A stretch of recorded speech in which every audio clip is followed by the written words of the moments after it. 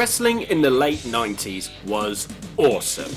WWE had evolved from the golden era of Hulk Hogan and the Ultimate Warrior as the company babyfaces to the new generation with Bret Hart and Shawn Michaels leading the charge. WCW was in a boom period as well thanks to the NWO storyline, the transformation of Sting, and the myriad of mid-card and cruiserweight wrestlers they had on the roster such as Booker T, DDP, Chris Jericho, Rey Mysterio, Eddie Guerrero, and more. Both WWE and WCW were fighting each other in what is known as the Monday Night Wars. They were fighting for TV supremacy in the ratings, and whilst WCW was quite reliant on the NWO storyline and not exactly pushing their younger talent, WWE was about to enter its next era of wrestling, the Attitude Era. The Attitude Era was awesome. A lot of what happened in the Attitude Era would never be allowed on TV today, but that's not the point at the moment. The Attitude Era was led by D-Generation X, The Rock, The Undertaker, Stone Cold Steve Austin, and more. There was nothing like a rogue group doing what they wanted and being anti-authority. A man calling everyone a jabroni, telling them to know their roles and shut their mouths before he turns something sideways and stick it straight up their candy ass. A man who was the leader of a satanic cult. And a bald-headed Texan SOB who gave everyone the middle finger and kicked his boss's ass on a weekly basis. It was great. Don't get me wrong, WCW was still going strong in the late 90s. Goldberg was on the streak of a lifetime. The mid-card and cruiserweights were killing it on a weekly basis. But all good things come to an end. With wrestling being so popular for so many years, of course there was going to be video games. Between 1989 and 1999, there were 19 WWE video games released on both home and handheld consoles, starting with WWF WrestleMania on the Nintendo in 1989. Whilst in comparison, there were 11 WCW video games between 1989 and 2000, on both home and handheld consoles, starting with WCW Wrestling on the Nintendo in 1989 and ending with WCW Backstage Assault on PS1 in 2000. By the time the 5th generation of video games came around, so by the time the PlayStation and Nintendo 64 was released, WCW had arguably taken the lead with popular games such as WCW vs NWO World Tour, and WCW NWO Revenge on Nintendo 64. Developed by Aki and published by THQ, these games utilised a popular grappling and momentum system, creating a more simulated style of gameplay. You couldn't just beat your opponent down, you had to make it interesting because using the same moves would ruin the momentum. Put this in comparison to the WWE games of the same era such as WWF In Your House on the PS1, made by Sculptured Software, which was more of a fighting game heavily influenced by Mortal Kombat with its digitized wrestlers and button combination methods to pull off certain moves and special moves. Then you had WWF Warzone and WWF Attitude, both made by Acclaim Entertainment, which was good, but nothing brilliant. The WCW video games released on Nintendo 64 are considered better than the WWE video games on the PS1.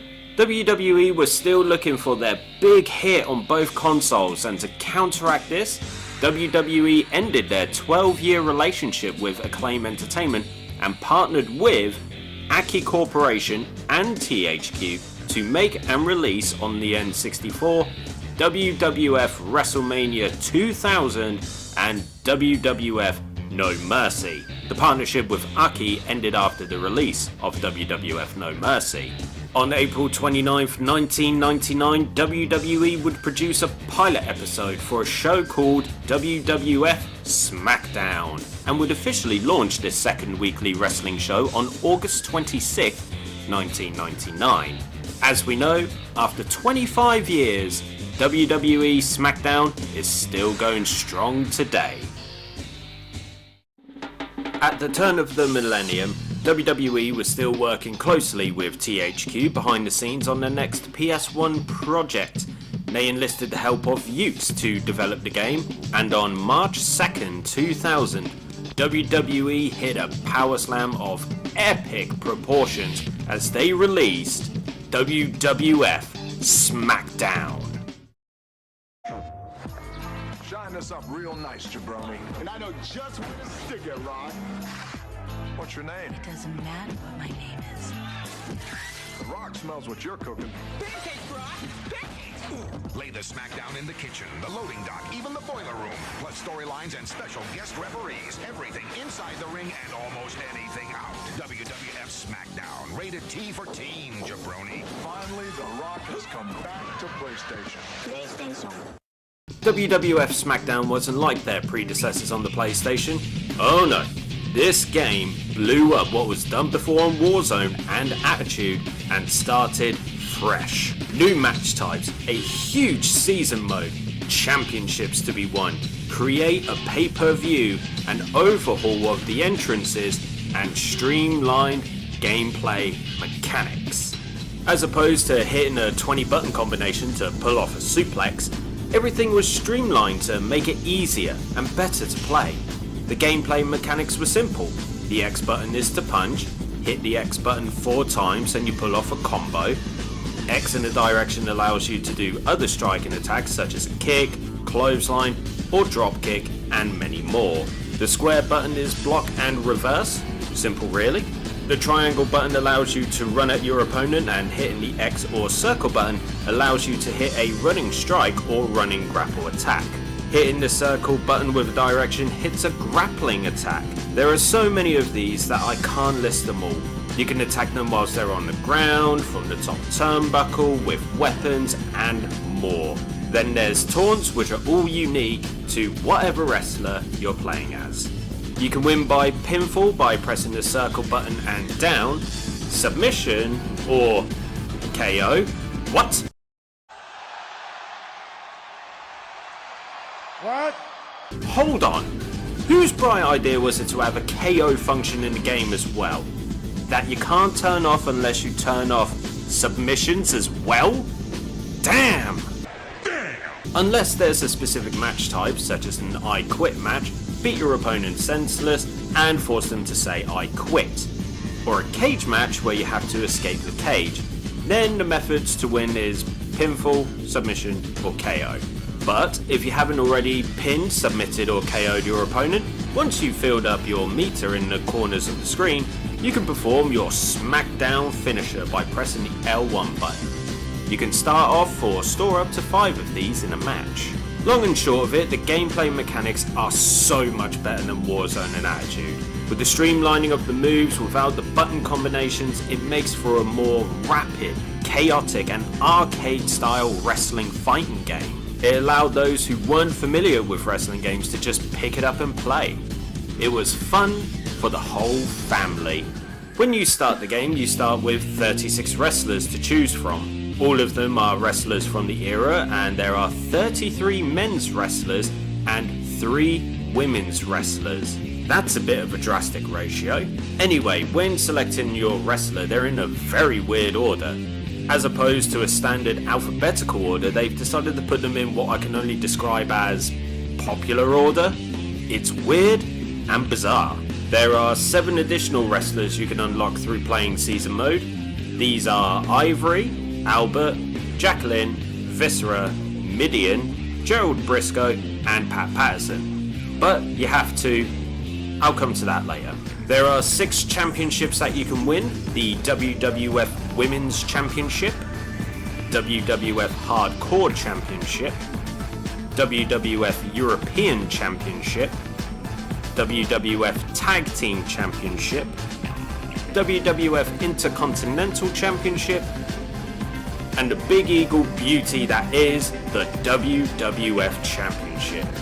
Even though there was the WWF Light Heavyweight Championship, they decided to not include that in the game. That's not cool. I spit in the face of people who don't want to be cool. The game has a ranking system as well. This allows you to qualify to be able to challenge for any of the championships.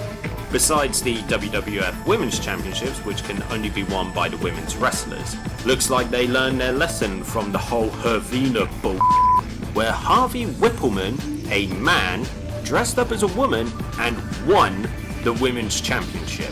I repeat, bull. I digress. So, the Tag Team Championship is open to everyone. Doesn't matter where you are in the rankings, as long as you have a tag team partner, you can win them. You can create weird and wonderful oddball tag teams like Gangrel and Shane McMahon and Challenge for the gold. To win the Hardcore or European Championship, you have to be placed 20th or higher in the rankings. This is open to both genders. To win the Intercontinental Championship, you have to be placed 10th or higher in the rankings. This is also open to both genders. So if you want, you could get China high enough in the rankings and win any of these championships and have her continue her dominance over the men. Finally, to have a chance in winning the WWF Championship, you have to be in the top 5 in the rankings. This is only available to the male wrestlers. Sorry everyone, your dream of having Deborah beat the WWF Champion and become the WWF Champion isn't going to happen. Finally, the higher you are in the rankings, the more championships you could win. Theoretically, you could win all the championship gold as your favourite wrestlers, such as Jeff Hardy, Big Boss Man, Steve Blackman, or Ken Shamrock. There was a name included in the game but subsequently cut from the final game, and that is Jeff Jarrett. That's J-E-double-F, J-A-double-R-E-double-T. That's double J, Jeff Jarrett. By October 1999, Jeff Jarrett was the WWF Intercontinental Champion and was in his 6th reign with the belt. He was due to defend his title at WWF No Mercy in a Good Housekeeping match against China. There has been plenty of rumour and innuendo regarding Jarrett and this match, but this is how the story goes. So, as I mentioned, Jarrett was due to defend the belt against China. Jarrett's contract with WWE had finished on October 16, 1999. WWF No Mercy was due to take place on October 17, 1999. Jarrett wrestled at No Mercy nonetheless and did the honours for China and lost the Intercontinental Championship to her, making China the first and only female wrestler to win the Intercontinental Championship. But Jarrett forced WWE owner and chairman Vince McMahon to pay him $200,000, which Jarrett has stated that this is what he was owed by WWE to wrestle at No Mercy without a contract. Jeff Jarrett then showed up on WCW Monday Nitro the next night. So after all this madness had occurred, Jarrett was subsequently removed from WWF Smackdown. Some of his data is still in the game, but yeah, old Slapnuts was removed. When you hear, "If you smell," the electricity in the arena goes through the roof as The Rock, The most electrifying man in sports and entertainment, The Rock. The Rock, Brahma Bull, Great One, People's Champ, and oh, to say the least, The Rock is something you're not, undisputed champion, so shut up, bitch. makes his way to the ring to lay the smackdown.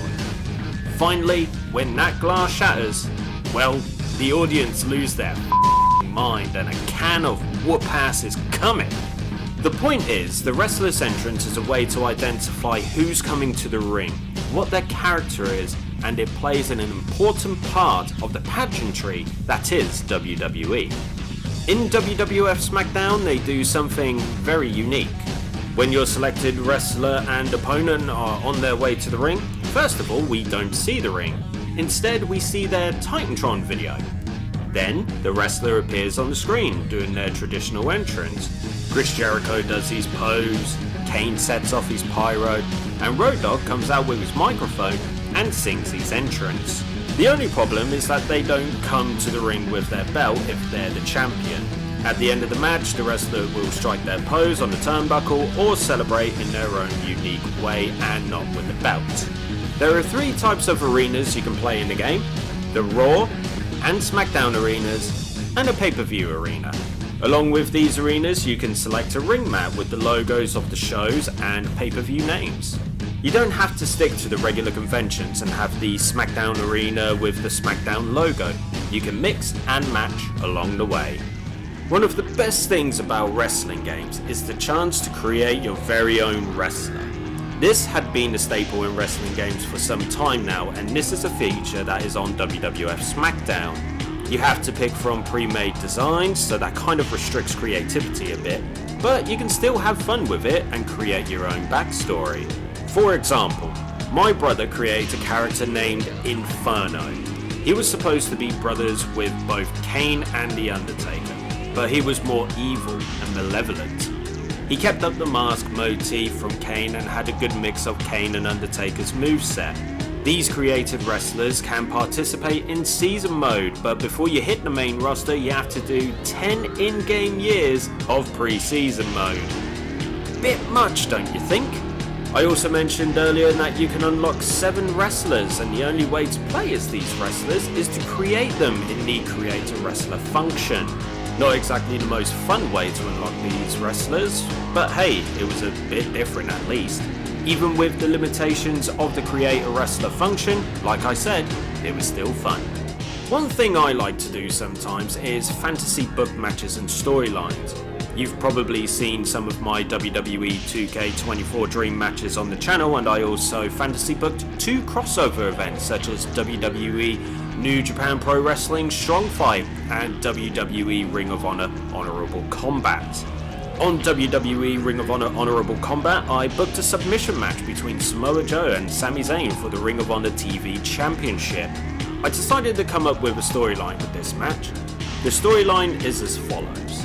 The event is a crossover between WWE and Ring of Honor and invitation to ascend to past and popular Ring of Honor stars including El Generico. El Generico declined the offer because he was happy with his new life working at an undisclosed orphanage. Samoa Joe, enraged by this disrespect from El Generico, would then question Zayn about Generico and his whereabouts, but with Zayn not being compliant and giving Joe his whereabouts, Joe went on a path of rage and destruction similar to Taz in the ECW before he faced Sabu at ECW Barely Legal. Joe challenged Zayn to a submission match, which Zayn accepted and said he would beat Samoa Joe and win the Ring of Honor TV Championship and dedicate his victory to his friend El Generico. So yeah, coming up with storylines is something I enjoy. I've enjoyed doing this since I was a kid, and when it came to playing WWF Smackdown, I always loved creating my very own pay-per-view and let my imagination run wild. I could fantasy book my own wrestling event, put championships on the line, come up with storylines, and it was awesome. The Create a Pay-Per-View function is very simple. You could give it a name and then book up to 6 matches. You can put championships on the line and defend them in a variety of match types. So, depending on how your ranking system looks, you can book weird and wonderful matches that you would never have seen on TV. Afterwards, each match is given a rating and your pay-per-view is given a rating as well. It's that simple. I keep mentioning that you can play a bunch of different match types, so let's show you what matches you can play in WWF Smackdown. First of all, there's the standard singles match. This can be played with a manager or valet or without. There's tag team. You and a partner face another tag team. You got survival. With this type, you can pick either a triple threat match, which is known as 3-way dance, and a fatal 4-way, also known as a 4-way dance. First wrestler to get a pinfall, submission, or KO wins. Battle Royal. 4 wrestlers enter the ring. All fight against each other, and to win is slightly different to real life. In real life, to win, you have to win by eliminating your opponent by throwing them over the top rope and both of their feet touch the ground. In WWF Smackdown, you can eliminate them through pinfall and submission. Then there's the handicap match. You can play a handicap where it is 2 versus 1 or 3 versus 1. You can choose to fight against the odds or have the odds stacked in your favour. Up next is everyone's favourite, the Royal Rumble match. Up to 32 wrestlers will enter the match, and to win is to throw. And one, by damn one, over the top rope. Eliminate everyone and be the last man in the ring, and you win. You got King of the Ring, an 8-man tournament you play in for the right to be called the King of the Ring. Hardcore matches up next. Basically, there are no rules, no disqualifications, no countouts. Just beat your opponent into a pulp and beat them by the usual means. Falls count anywhere or anywhere fall match. Similar to the hardcore match, but you can pin your opponent anywhere and fight them anywhere backstage. A dangerous match is next, and that is the steel cage match. You and your opponent are locked inside a steel cage, and the only way to win is by escaping the cage. Fancy mixing things up a bit? Well, why not have a special referee match? You can pick the CPU to be the special referee, or you can be the special referee yourself. Then there's the I Quit match. I've already explained it, but let's quickly recap what I said. Unless there's a specific match type, such as an I Quit match, beat your opponent senseless and force them to say I quit. The main feature of WWF Smackdown is the season mode. You have the option to play as either a created wrestler or a wrestler already in the game. Season mode plays out a bunch of storylines, some coherent, some not, with cutscenes as well. And this was a cool feature. I decided to play 2 years of season mode as Mankind, and this is what happened. Once I had picked Mankind, I checked the rankings and saw I was 6th. This meant I could challenge for the WWF Hardcore, European, Tag Team and Intercontinental Championship. I get into the first month and see it is a house show, and it didn't start off how I would like, as I wasn't on the card. It had been a long time since I played WWF Smackdown and the season mode, and forgot that it was one show per month, so things were going to move pretty swiftly and lowering my chances of becoming the WWF champion. In May it was Smackdown, and I was going to have my first match, a 4-way dance against Big Boss Man Triple H and Vince McMahon. A good chance for me to get my first win. Before Austin's match, we got a taste of what the cutscenes are like, and we see Austin walking backstage and a caption pops up to say, "Look at Stone Cold, what a competitor, he looks confident about his upcoming match." Anyway, I go into my match and it doesn't go how I would have liked, as Big Boss Man won. June is King of the Ring month, and I wasn't included in the tournament, which was won by Mr. Ass Billy Gunn. The next month was Raw is War, and I had a hardcore match against The Big Show, which I won. Got my first win in the bag, and now to continue pursuing the WWF Championship.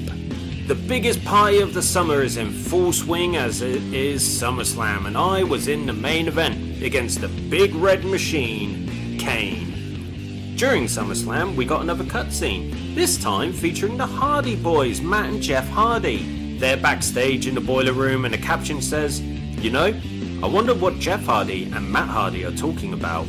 I wonder indeed. Spoiler alert, it leads nowhere. Oh, and I won my match against Kane. Back onto SmackDown, still no title match in sight as I'm going up against Big Show again. I won. During October, November and December it was SmackDown, Survivor Series and Raw is War, where I had a tag team match with The Rock against Triple H and Mr. Ass, an Anywhere Full match against The Big Show, and I was the special guest referee for a match between The Rock and Road Dogg. One thing to note, that there was a fun cutscene during Survivor Series where Big Boss Man gets jumped and attacked backstage by Al Snow and Steve Blackman. Did it lead anywhere?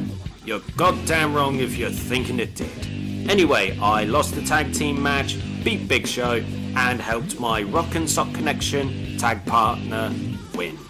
January is one of the most popular times of the year, as it is the Royal Rumble. I was one of the first 4 entrants, and I was the 4th wrestler eliminated. Dominant. The match was eventually won by Ken Shamrock, who had already won both the European, Intercontinental, and was placed 2nd in the rankings as he was destroying his opponents. The road to WrestleMania has officially begun, and I've got to get through Raw is War in February, where I didn't have a match. At the Showcase of the Immortals, WrestleMania, I had a match against both Triple H and Road Dogg in a handicap match, which I won, suckers. I've competed in 1 year of season mode, and so far no title shot for the WWF Championship, or even mid-card belt. Not looking good, but I'm not giving up. April and May was back-to-back I Quit matches against The Undertaker and The Big Show, where I won both matches. There was a new cutscene, and it basically is Austin being focused on his rivalry with Triple H in April. We've come back around to the King of the Ring, and I've been entered into the tournament with my opening match against Ken Shamrock, which I won, meaning I would face Triple H in the semi-final. My tournament run was short-lived as I lost to Triple H by submission. Now, Triple H didn't put me in the sharpshooter or figure 4 leg lock to make me submit. Nope. I submitted through punches. Punches! What kind of horse? Anyway, I lost the match and Triple H went on to win the tournament. July was a house show, and I was able to get my revenge on Triple H as I would be facing him inside a steel cage. And I whooped that boy's ass and won. Back to SummerSlam. I've been at this for 1.5 years, and I've not even had a sniff at a WWF Championship match. Until now. That's right, I've got a shot at the title in a Battle Royal against Stone Cold, The Rock, and Triple H. I was calm and ready. This was my first shot at the gold, and I had to take advantage of it. I didn't have the best of starts, was getting my butt kicked, not building my SmackDown meter quick enough until I decided to be cheeky and taunt a bit. Triple H was the first eliminated as he was hit by a Stone Cold Stunner and KO'd out of the match. I stayed out of the way and let Austin and Rock go at each other until The Rock hit the people's elbow on Austin, failed to pin him, and I eliminated Rock with a clothesline. It came down to me and Austin. We both had a SmackDown finisher at the ready. I quickly took advantage, hit Austin with a mandible claw, and he submitted. I was the new WWF Champion. Now to defend the belt. My first challenger was The Rock in September, beat him. In October I had to defend the belt in a Battle Royal against the same men from SummerSlam, beat them. Survivor Series I was victorious against Stone Cold, whilst The Big Show was the special referee. In December I took a break from defending the title and was in a tag team match with The Rock to face Triple H and Road Dogg. We won. Back round to the Royal Rumble, and again I was one of the starting 4. I was the 14th man eliminated, and it was by Gangrel. The match was won by Jeff Hardy, who last eliminated Kane. You go, Jeff. A house show in February saw me participate in a 3-way dance against Mr. Ass and The Undertaker. Guess what? I won. WrestleMania is back again, and this would be my final match in this season mode. Would I have the chance to defend my title in an epic encounter against the winner of the Royal Rumble, Jeff Hardy? Nope. It was a cage match against Triple H. I wanted to go out with a big championship defense, but sadly it wasn't meant to be. I did, however, once again whip Triple H's ass and won the match. WWF Smackdown was released on March 2nd, 2000 and received very positive reviews. Let's take a look at some of the scores WWF Smackdown received upon release.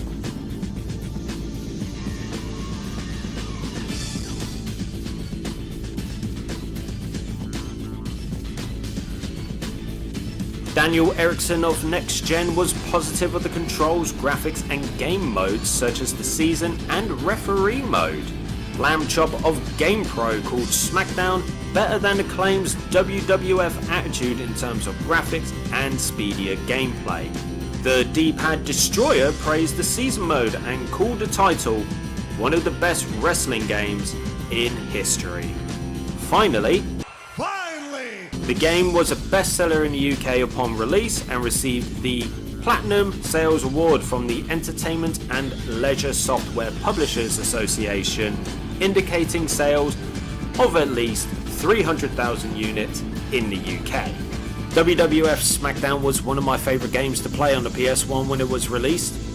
From playing as my favourite wrestlers, creating wrestlers, and pay-per-views was so much fun.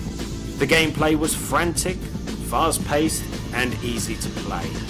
I would spend hours and hours on season mode, climbing the rankings and becoming the WWF champion with my favourites like The Rock or Kane. Hitting the Smackdown finishers was so satisfying. You'd think that WWE would hold back on releasing a sequel, but in less than a year, we got this. Your Olympic hero has arrived. It's true. Hey, think diet, kid. You people have to be honored to have a man of intensity, integrity, and intelligence among you. Yes, I'd like a room, please. Sorry, no vacancy. Oh, that's okay. I'll take theirs. Here come my fans. Prepare to lay the smackdown in the all-new Hell in a Cell or in a high-flying ladder match. WWF Smackdown 2, Know Your Role for the PlayStation game console. You think you got what it takes, jabroni? I love this place. Rated T for teen.